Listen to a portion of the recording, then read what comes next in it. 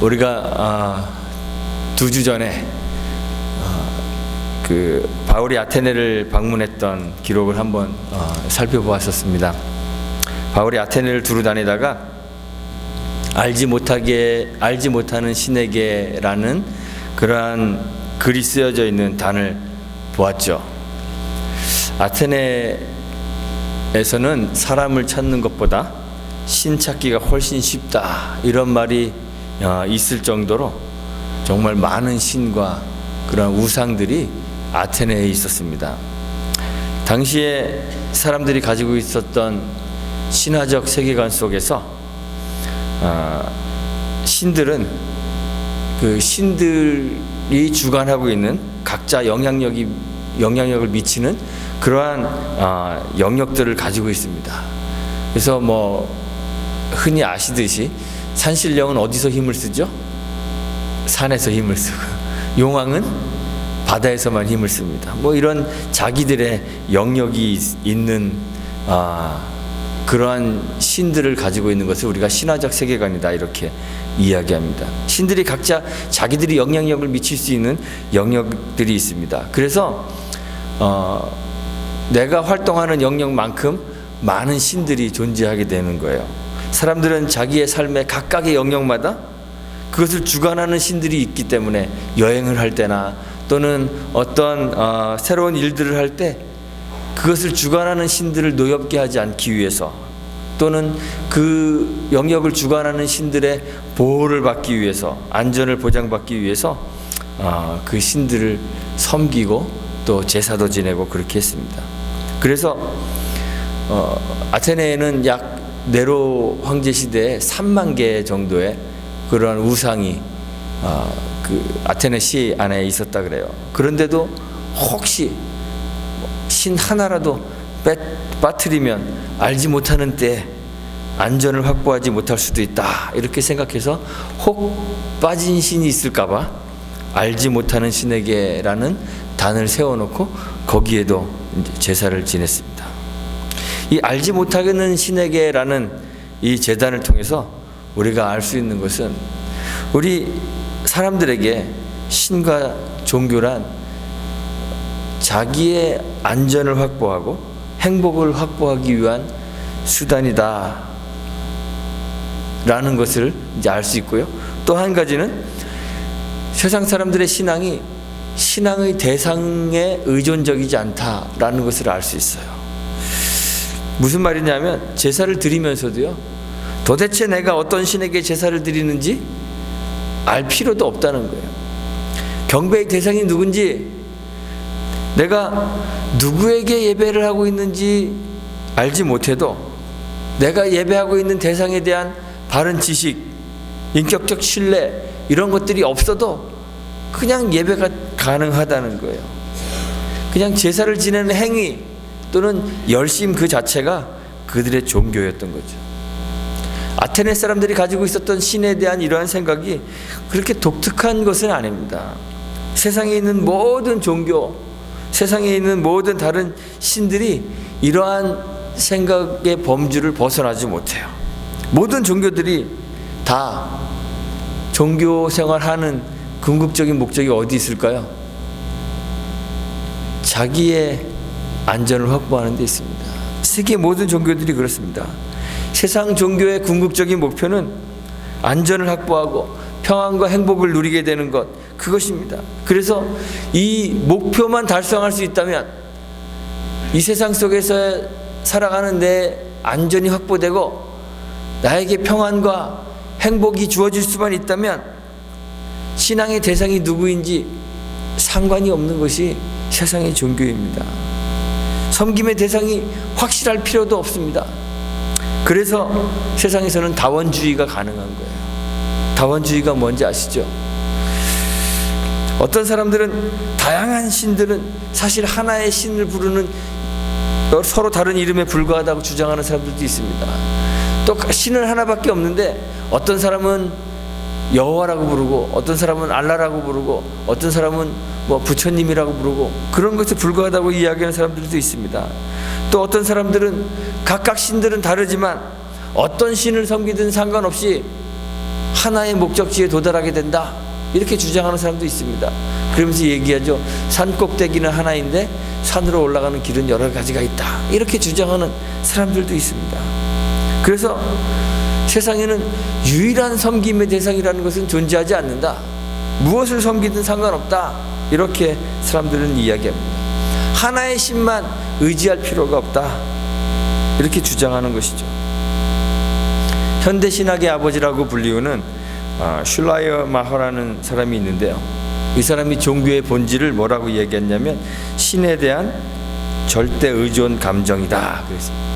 신에 대한 절대 의존 감정이다.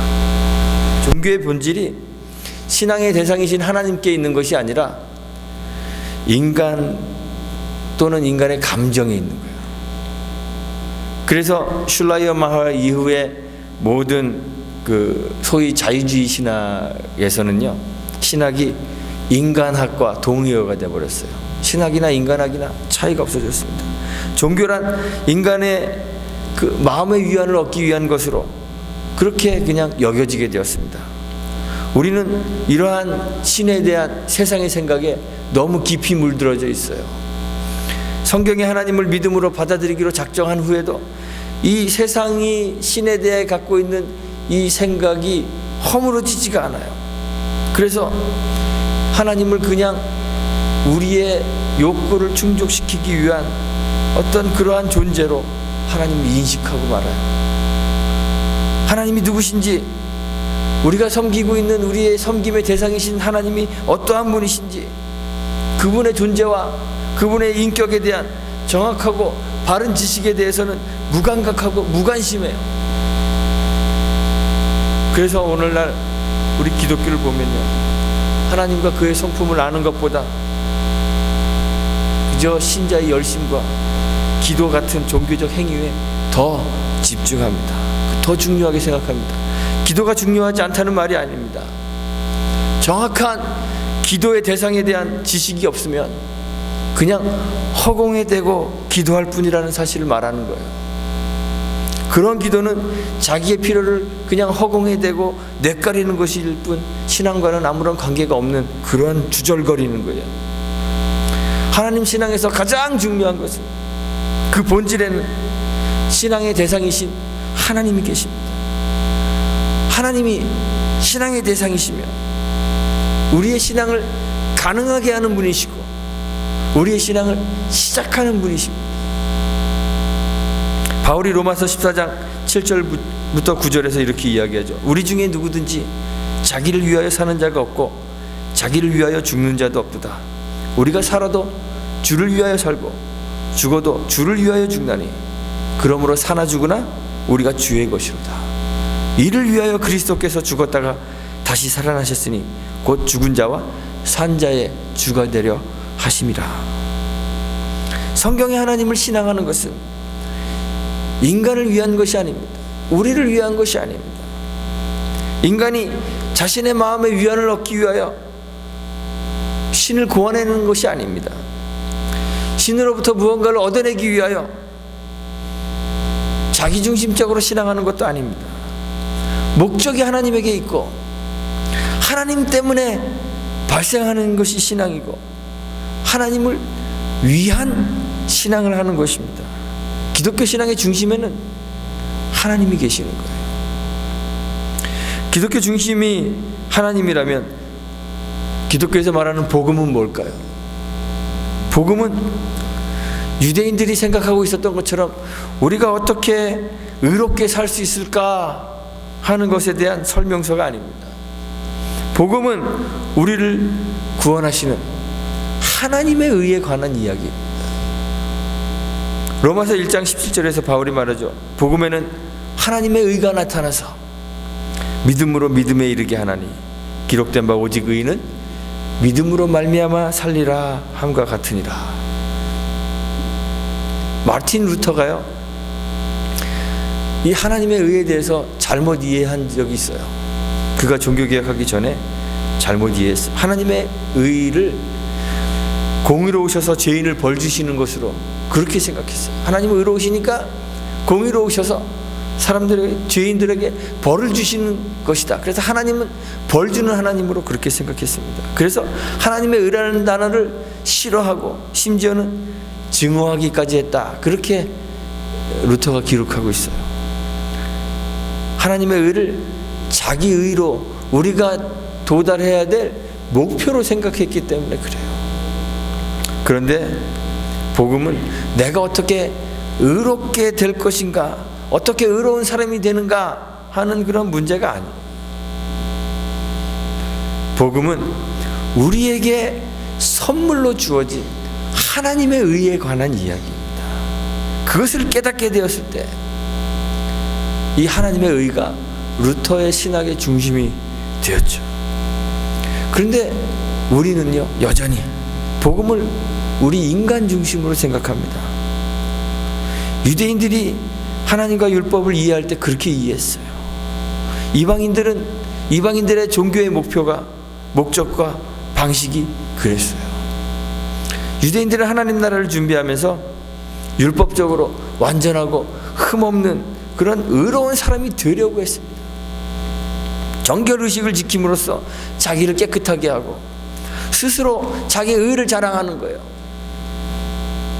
자신의 의로움을 드러내기 위해 회당과 큰 거리 어귀에서 기도하기를 즐겨했습니다.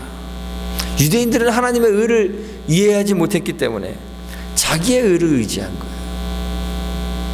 이방인들도 마찬가지입니다. 종교의 목적과 방식이 자기 중심이기 때문에 자기의 마음의 평안을 위하여 때로는 금욕하기도 하고 때로는 쾌락을 추구하기도 했습니다. 그래서 성경 오늘 본문에 보면 두 학파가, 철학 학파가 나오잖아요. 스토아 학파와 에피큐로스 학파가 나와요. 자기 방식으로 자기 목적을 이루기 위해 학문과 종교를 이용하는 거죠. 이러한 자기중심적 신앙은 죄 가운데 있는 사람들에게는 아주 자연스러운 것입니다. 죄의 본질이 뭔지 아시나요? 죄의 본질은 우리가 어떤 나쁜 행동하는 것, 그것을 죄라고 성경은 이야기하지 않아요. 물론 그것도 죄입니다. 그러나 그것이 죄의 본질은 아닙니다. 성경의 죄는 생명의 근원이신 하나님으로부터 벗어나서 자기 자신이 주인이 되려고 하는 것이 성경이 말하는 죄의 본질이에요. 하나님의 의가 아닌 자기의 의를 추구하는 것이 죄의 본질이에요. 아담의 죄가 그것입니다. 그런데 그런 아담에게 구원이 선포되었습니다. 그럼 구원이란 무엇일까요? 자기의 의를 포기하고 자기를 의지하는, 자기 자원을 의지하는 것을 포기하고 하나님의 의에 매달리는 거예요. 하나님의 자원을 의지하는 것이. 그래서 바울은 복음에는 하나님의 의가 나타났다, 이렇게 이야기한 것이죠. 선언한 것이죠. 고린도 교회에서요, 먹는 것 때문에 논쟁이 일어난 적이 있습니다. 제물로 사용된 음식을 먹는 것이 성도의 거룩을 훼손하는가 하는 것에 대한 열띤 논쟁이 일어났습니다. 먹지 않는 사람들은 다른 이방신에게 제사 지냈던 음식을, 이제 주로 고기인데요, 먹지 않는 사람들은 음식을, 나는 그 제사 지낸 것을 먹지 않았기 때문에 나는 더 의롭다, 이렇게 주장했습니다. 음식으로 인하여 자신을 더럽히지 않고 정결을 유지했다는 것을 자랑스럽게 여겼습니다. 반대로 그것을 먹는 사람들은 그 음식을 먹음으로 나의 믿음이 너네들보다 훨씬 성숙해 라고 자랑했어요. 자기의 의를 주장하는 거죠. 그런데 그리스도인들의 정결함이라는 것은요, 음식 먹고 안 먹고 그런 문제가 아닙니다. 하나님의 의에 의한 것입니다. 우리가 우리 자신의 의를 주장하는 순간 우리는 우리의 믿음의 대상이시며 우리 신앙의 본질과 시작이신 그 하나님을 버리게 되는 거예요.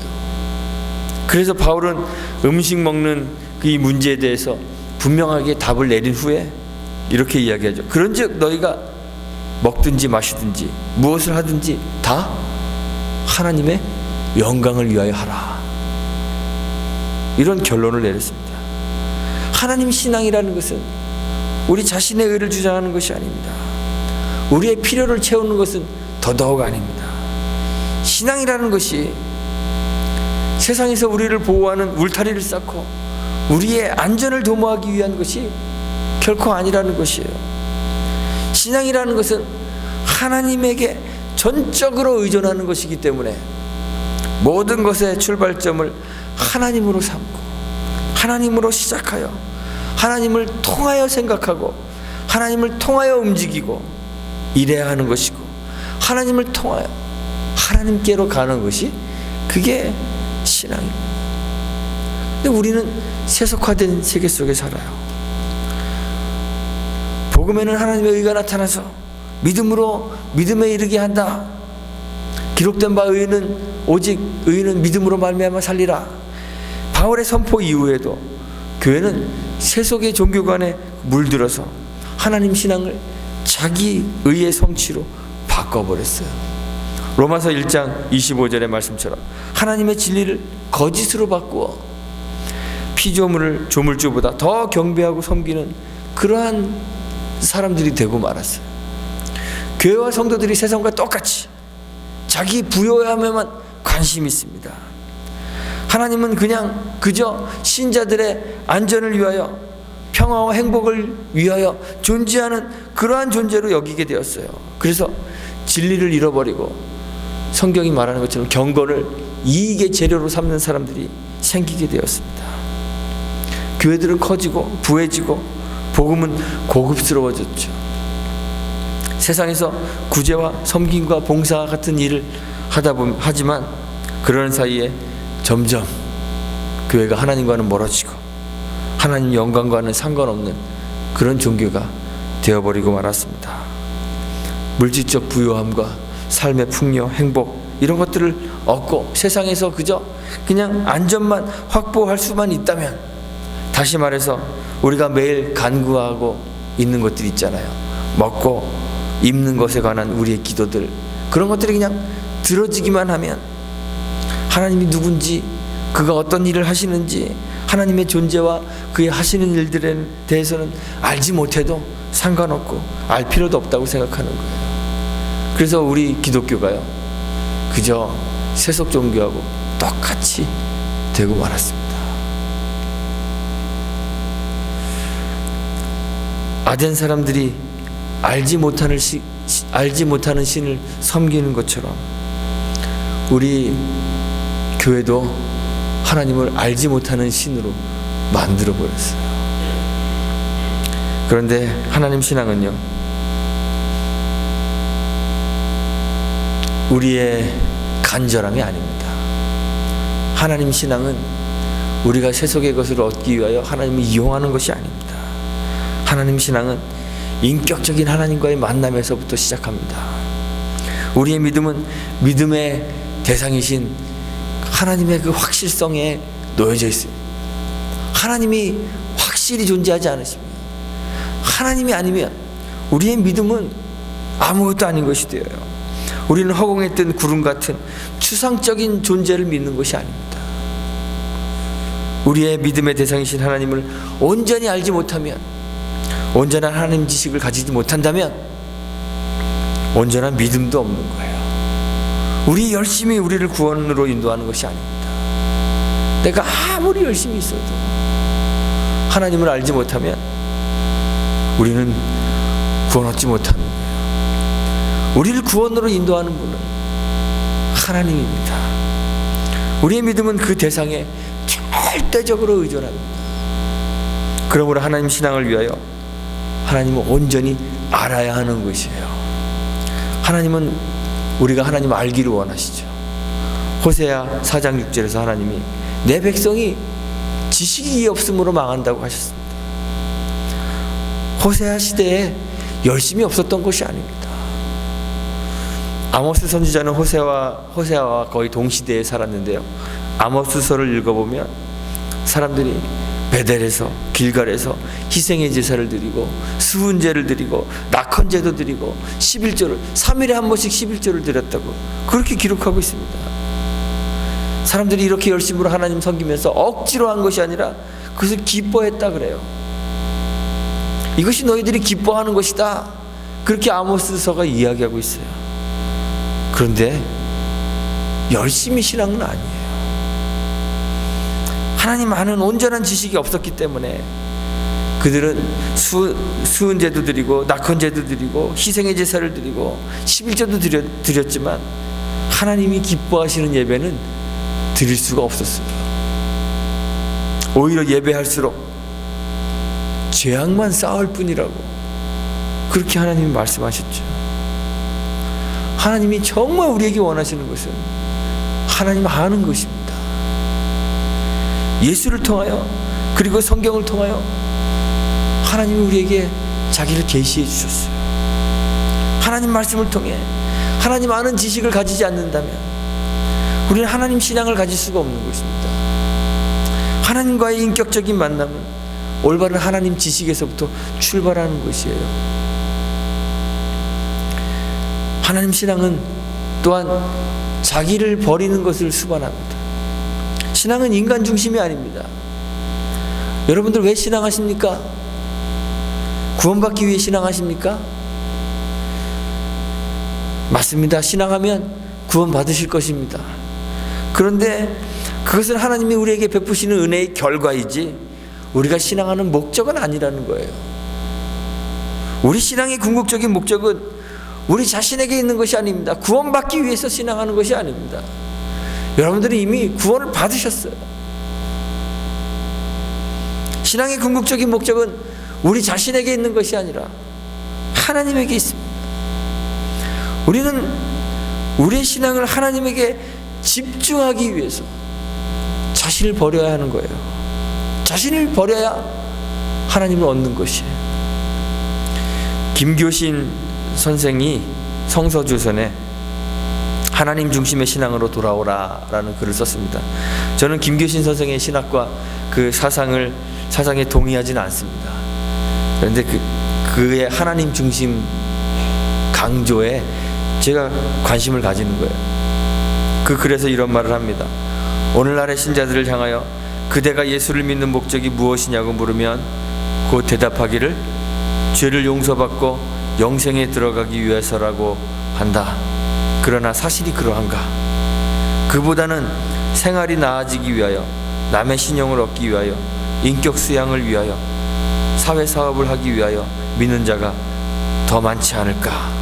이렇게 반문해요. 그리고 계속 말하기를 영생을 원한다고 하나 그 영생이란 늙은이에게는 욕심밖에 더 되는 것이 없고 젊은이에게는 내용도 없는 말일 뿐이다. 불신자가 누리는 세상 영화는 털끝만한 것도 빼지 않고 다 누린 후에 불신자는 못 가지는 천당에 가는 복락을 또 한 가지 더 얻자는 것이니 욕심의 다른 모습이 아니고 무엇이며 몸은 비록 죽으나 자기들의 사업과 정신은 후세에 남는 것이라고 생각하니 텅 빈 말이 아니고 무엇인가. 모든 교회법을 다 지키고 겉으로 보이는 행동을 선하게 하여도 나를 하나님에게 바치지 않는 이상 신앙은 아니다. 내 영혼이 구원 얻기 위하여, 내 인격이 높아지기 위하여, 내가 영생하기 위하여, 내 가족, 내 민족이 살기 위하여 하나님을 부르는 것은 아무리 열심히 있고 경건이 있어도 신앙이 아니다. 그것은 내 자산, 내 세력을 모으려는 것보다는 조금 나은 정도일지는 몰라도 여전히 나 표준, 인간 중심일 뿐이다. 그리고 이것처럼 하나님이 미워하는 것은 없다. 죄란 살인 강도를 가리킴이 아니고 하나님을 거역하고 사람이 자기 중심이 되는 것이다. 이렇게 기록하고 있어요. 바울이 아덴 사람들에게 죽었다 다시 사신 그리스도를 전하고 있죠. 앞에서 인용했던 그 로마서 14장 7절부터 9절에서 바울이 그리스도께서 죽었다가 다시 사신 이유가 무엇인가 기록하고 있는데요. 이렇게 기록하고 있습니다. 죽은 자와 산 자의 주가 되려 하십니다. 그랬습니다. 우리 중에 누구든지 자기를 위하여 사는 자가 없고 자기를 위하여 죽는 자가 없도다. 우리가 살아도 주를 위하여 살고 죽어도 주를 위하여 죽나니 그러므로 사나 죽으나 우리가 주의 것이로다. 이를 위하여 그리스도께서 죽었다가 다시 살아나셨으니 곧 죽은 자와 산 자의 주가 되려 하십니다. 예수님이 죽었다가 다시 살아나신 것은요, 우리의 주가 되기 위해서입니다. 신앙이란 자기를 버리고 예수를 따르는 것입니다. 이기적이고 자기중심적인 신앙이 아닌 하나님 중심의 신앙을 회복해야 하는 것이에요. 사랑하는 주춧돌교회 성도 여러분, 여러분은 만물의 주관자이신 하나님을 신앙하고 계십니까? 아니면 알지 못하는 신을 섬기고 계십니까? 무엇을 믿으며 무엇을 위해서 신앙하고 계십니까? 우리는 신앙에서 이 중요한 것들을 잃어버리고 말았어요. 신앙은 취미나 여가생활이 아닙니다. 우리 신앙에 우리의 삶과 죽음이 달려있습니다. 신앙의 문제들을 그냥 대수롭지 않게 여기고 뭘 그렇게 깐깐하게 구냐고, 그냥 믿으면 되지 뭘 그렇게 따지냐고 생각하는 분도 있을 수 있습니다.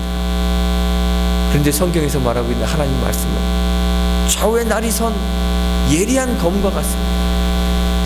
날선 검과 같은 하나님 말씀이 삶과 죽음의 경계가 되는 거예요. 회색지대라는 것은 없습니다. 하나님과 하나님 말씀 안에 거할 때 말씀의 검의 보호 아래 있지만, 우리가 하나님 말씀과 말씀 밖에 거하면 하나님 말씀은 심판의 검이 되는 거예요.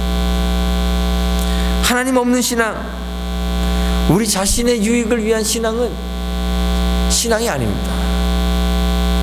세속에 물들어서 로마서 1장 15절에서 말하는 것처럼 하나님의 진리를 거짓으로 바꾸어 피조물을 조물주보다 더 경배하고 살면서 빌립보서 3장 19절 말씀처럼 우리의 배가 우리의 신이 되어 그저 땅의 일을 생각하는 자로 살고 있지는 않은지 우리 자신을 돌아보아야 합니다.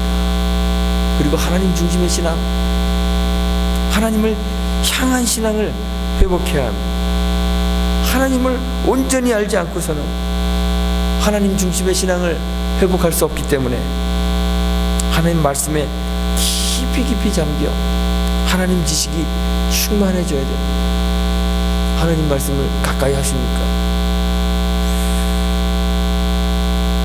자기를 버리지 않고서는 하나님 중심의 신앙, 하나님께 영광 돌리는 삶을 살 수 없기 때문에 그리스도의 십자가와 부활의 의미를 깊이 깨닫고 자기를 버리는, 그리스도를 주로 섬기는 그런 신앙을 회복해야 합니다. 우리 주춧돌교회가 이 신앙을 회복하기를 바랍니다. 우리의 세계관이 바뀌고 우리의 신앙의 목적이 바뀌어서 하나님 중심의 신앙과 삶을 살게 되기를 바랍니다.